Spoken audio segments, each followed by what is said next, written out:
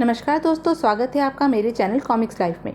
शुरू करते हैं तुलसी कॉमिक्स की एक मज़ेदार कॉमिक्स रामलाल चोटीवाला पार्ट 2।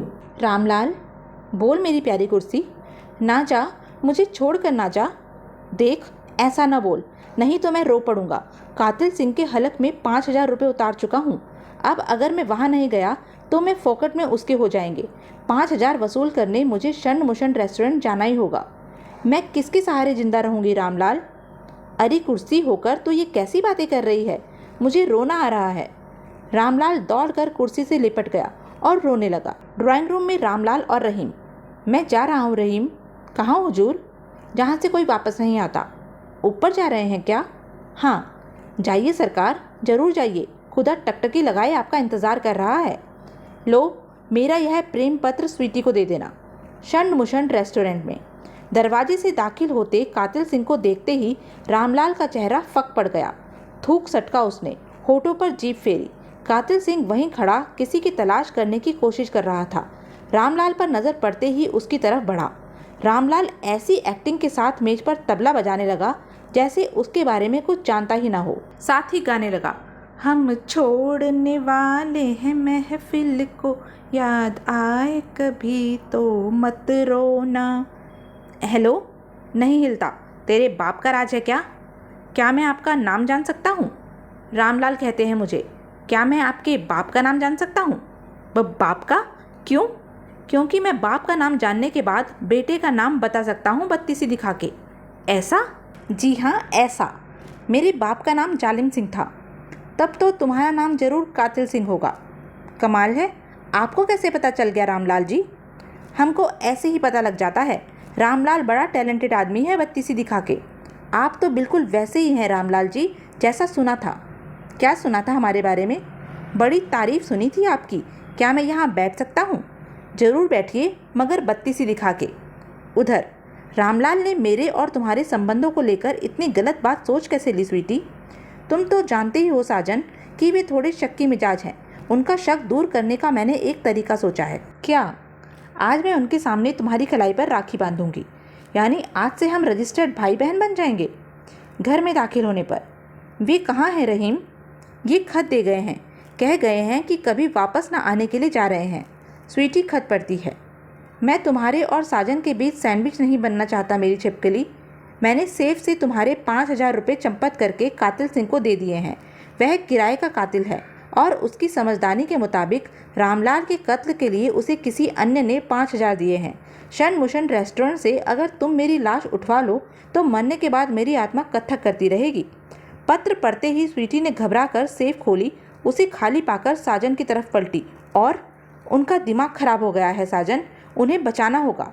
साजन और स्वीटी वहाँ से भागे। उधर शन मुशन रेस्टोरेंट में रामलाल कातिल सिंह आमने सामने बैठे डिनर ले रहे थे। वे कुछ बातें भी करते जा रहे थे, परंतु इनकी बातें न सुनकर हम जरा एक अन्य मेज पर चल रही बातें सुने। पता नहीं रामलाल जी अभी तक क्यों नहीं आए। वैसे टाइम देने के बाद रामलाल जी कभी लेट तो होते नहीं हैं। लो, रामलाल जी तो वे चले आ रहे हैं। सूटेड बूटेड व्यक्ति उनके नज़दीक पहुंचा तो सभी लोगों ने खड़े होकर उनका स्वागत किया। आज लेट कैसे हो गए रामलाल जी? मैं किसी व्यक्ति की तलाश कर रहा था जिसका नाम मेरी तरह रामलाल हो।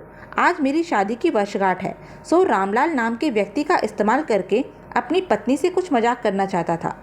क्या रामलाल मिला? तभी रामलाल रामलाल चिल्लाते हुए स्वीटी और साजन रेस्टोरेंट में दाखिल हुए तो कातिल सिंह के साथ बैठे रामलाल के साथ साथ सूटेड बूटेड रामलाल भी चौंक पड़ा। साजन और स्वीटी अपने रामलाल के नज़दीक पहुँचे। आपको वहम हो गया है, देखो मैं राखी लाई हूँ आपके सामने, मैं इसे साजन की कलाई पर बांधती हूँ। कातिल सिंह ने रिवॉल्वर निकाल लिया था। तभी सूटेड बूटेड रामलाल चिल्लाता हुआ रामलाल चोटी वाले की तरफ दौड़ा। मिल गया रामलाल, मिल गया। कातिल सिंह गोली चलाने ही वाला था और सूटेड बूटेड रामलाल असली रामलाल और कातिल सिंह के बीच में पहुंचने ही वाला था कि यमराज के एक दूत ने सूटेड बूटेड रामलाल का कॉलर पकड़कर उसे दूर धकेल दिया। धड़ाम! कातिल सिंह के रिवॉल्वर से गोली चली। गोली रामलाल चोटी वाले के माथे में लगी और रामलाल वहीं ढेर हो गया। यमदूत रामलाल की आत्मा को लिए हवा में ऊपर उठते चले गए। उनकी पकड़ में रामलाल चोटी वाले की आत्मा बुरी तरह छटपटाने लगी और चीख चीख कर विरोध करने लगी। कहाँ ले जा रहे हो मुझे? छोड़ दो, मैं मरना नहीं चाहता बत्तीसी दिखा के। तुम मर चुके हो, नर्क में जाना होगा तुम्हें। नर्क में? हाँ, क्यों? आत्महत्या करने वाले को हम नर्क में ही डालते हैं। ऐसे क्यों करते हो भैया तुम? क्या तुम नहीं जानते कि आत्महत्या करना पाप होता है? नहीं, मुझे आत्महत्या नहीं करनी। मेरी छपकली बेवफा नहीं है, वह साजन को अपना भाई मानती है बत्ती सी दिखा के। दूत रामलाल की एक नहीं सुनते उसे खींच ले जाते हैं। यमराज का दरबार यमराज सिंहासन पर बैठा था। तभी रामलाल को लिए दूत वहां दाखिल हुए। ये किस लल्लू पंचू को उठा लाए तुम? इसका नाम रामलाल है महाराज। इसकी मौत किस तरह हुई है? इसने आत्महत्या की है महाराज। आत्महत्या? हाँ महाराज, मगर आज मरने वाले रामलाल को आत्महत्या नहीं करनी थी। जी? किस तरह आत्महत्या की इसने? इसने एक किराए के कातिल से खुद अपना कत्ल कराया और उसने इसे कत्ल कर दिया। जी हाँ। बको मत। चीखने के साथ ही यमराज सिंहासन से खड़ा हो गया। कुछ गड़बड़ हो गई क्या महाराज? गड़बड़? बहुत बड़ी गड़बड़ हो गई है। अपनी बेवकूफ़ी से तुम गलत रामलाल को यहाँ ले आए। अगर इस गड़बड़ी के बारे में हेड ऑफिस को पता चल गया तो हम सबको पानी की बताशों की तरह फोड़ दिया जाएगा। रूल के मुताबिक इस रामलाल को अपने कत्ल की साजिश करनी जरूर थी, मगर उसमें कामयाब नहीं होना था। हम समझे नहीं महाराज। शनमुशन रेस्टोरेंट में उस वक्त इसके अलावा एक और रामलाल रहा होगा।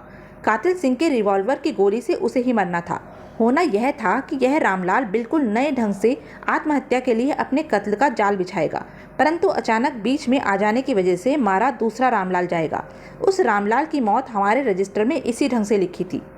बिल्कुल यही होने वाला था महाराज, मगर इस बेवकूफ़ ने उस रामलाल को पीछे धकेल दिया।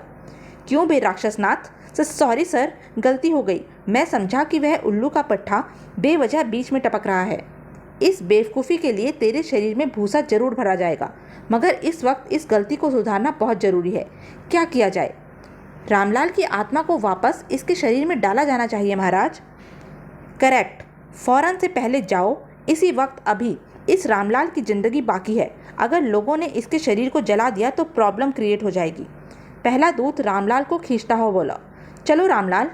Thank you Yamraj Babu, thank you very much, बत्ती सी दिखा के। दोनों दूतों के बीच मारे खुशी के रामलाल ठुमके लगा लगा कर नाचने लगा। अतः वे पोस्टमार्टम इमारत के बाहर पहुंचे। हाय हाय मेरे रामलाल, मुझे छोड़कर क्यों चला गया तू?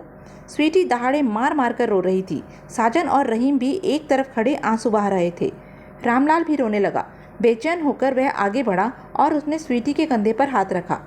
रो मत मेरी छिपकली, मैं आ गया हूँ। ये उल्लू के पट्टे गलती से मुझे उठा ले गए थे। यमराज बाबू की डांट पड़ी इन बागड़ बिल्लों पर कि सिट्टी बिट्टी गुम हो गई बत्ती सी दिखा के। स्वीटी रोती रही। रामलाल के स्पर्श करने या बोलने का उस पर कोई प्रभाव नहीं पड़ा। ए स्वीटी, तुम सुनती हो या नहीं? ये लोग ना तुम्हारे स्पर्श को महसूस कर सकते हैं, ना तुम्हारी आवाज़ सुन सकते हैं। क्यों? क्योंकि इस वक्त तुम आत्मा हो, तुम्हारे पास शरीर नहीं है। तो फौरन मुझे शरीर दो बत्ती सी दिखा के। डॉक्टर्स तुम्हारे शरीर का पोस्टमार्टम कर रहे हैं। तो यहाँ क्यों मटर गश्ती कर रहे हो बागड़ बिल्लो? वहाँ क्यों नहीं चलते? चलो। पोस्टमार्टम थिएटर में लंबी टेबल पर रामलाल की लाश पड़ी थी। डॉक्टर्स ने उसका सिर पूरी तरह खोल रखा था और अपने औजारों से मस्तिष्क में फंसी गोली निकालने का प्रयत्न कर रहे थे। ऑपरेशन थिएटर का दृश्य देखकर दूतों के चेहरे फक पड़ गए।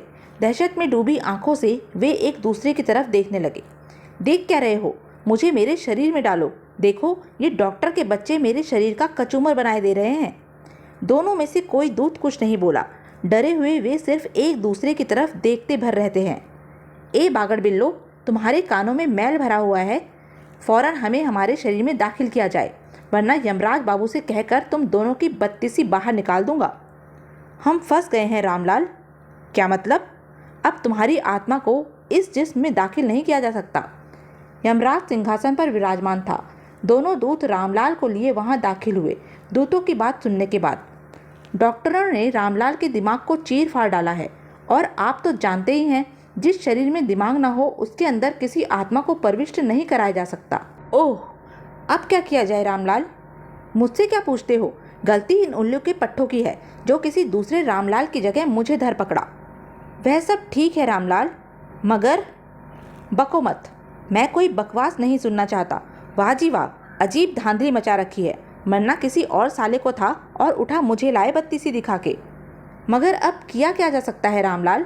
मैं इसी वक्त हेड ऑफिस जाकर तुम सबकी शिकायत।